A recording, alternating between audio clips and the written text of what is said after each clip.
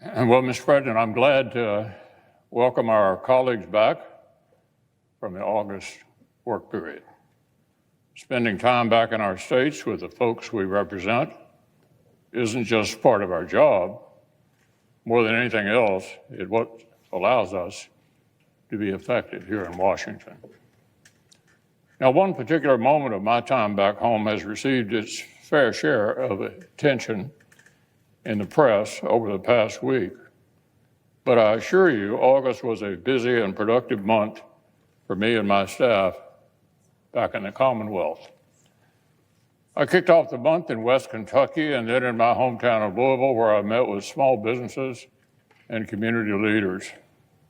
We had a candid conversation on the critical issues facing our state, from relentless inflation straining families and business owners to the challenge of finding workers in a lagging labor market. I also had a chance to travel to the eastern part of Kentucky, where I met with healthcare and recovery workers in Manchester. Tragically, the substance abuse crisis has become even deadlier in recent years, especially in my home state. So we discussed what we're doing to combat it and find ways the federal government can fill the gaps. I also welcomed Dr. Rahul Gupta, the National Drug Czar, back to the Commonwealth to hear more about what we're doing to fight back against addiction.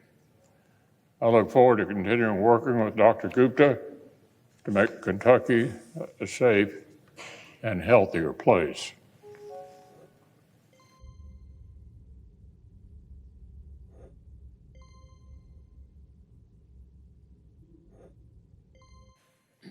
Throughout the month, I was pleased to see over $6 million go toward addressing the opioid crisis at home. This federal funding will go a long way in supporting programs that offer a lifeline to countless Kentuckians who struggle with substance abuse.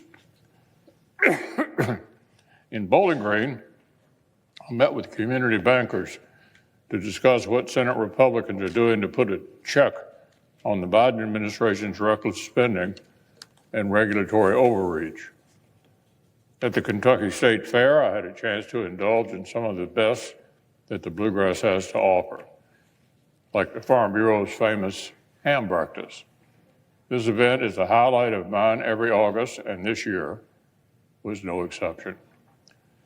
I met with farmers from across the state to discuss their priorities and concerns as Congress takes up the all-important Farm Bill.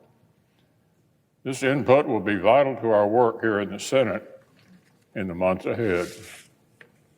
In Northern Kentucky, I wrapped up the month with local business leaders to talk about some of our landmark infrastructure investments underway in the state, like overhauling the Brent Spence Bridge and revitalizing our river ports and railroads.